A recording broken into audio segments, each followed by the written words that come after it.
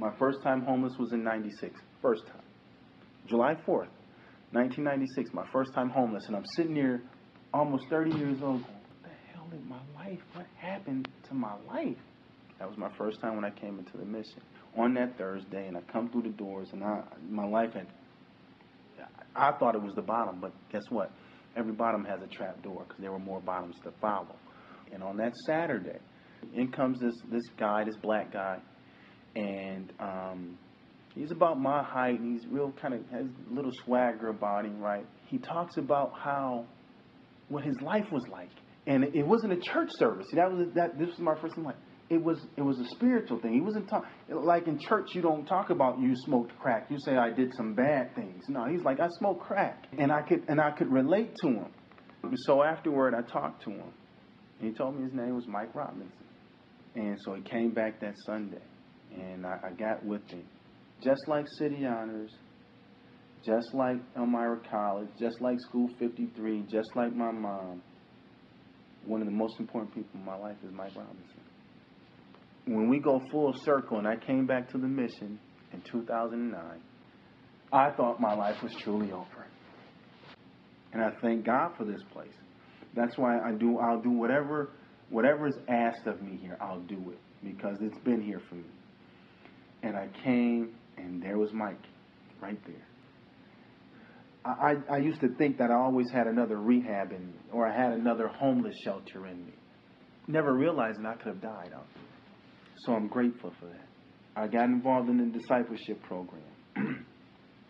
And I went to that altar, and I just asked for the strength, to at that point, to just get through that day.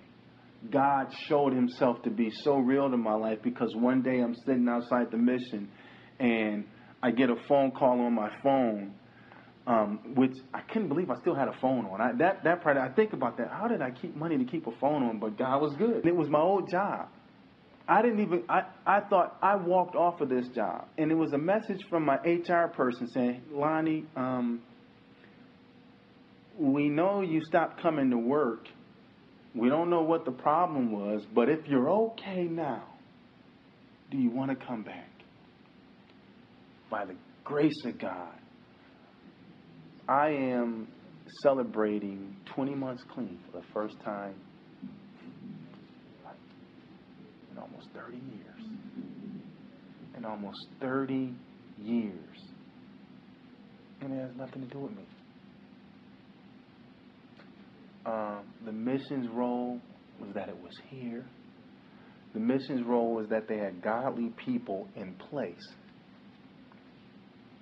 The mission provided me with everything. I didn't have a blanket. I'm talking, the necessities. I didn't have soap. I didn't have a hot shower. I didn't have a bed. I didn't have clothes because my clothes was in a place I couldn't get to. The mission provided me with all those things. Those are God's provisions.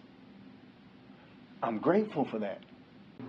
My life today, it is busy. You know what? Lost dreams awaken, new possibilities arise. Because check this out.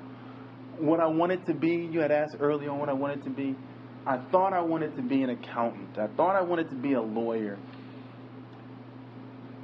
I thought I wanted to be an author. Okay? Well, I thought that dream was gone. That I would never be an author. But check this out. Here's my story. This is my story. I'm an author today.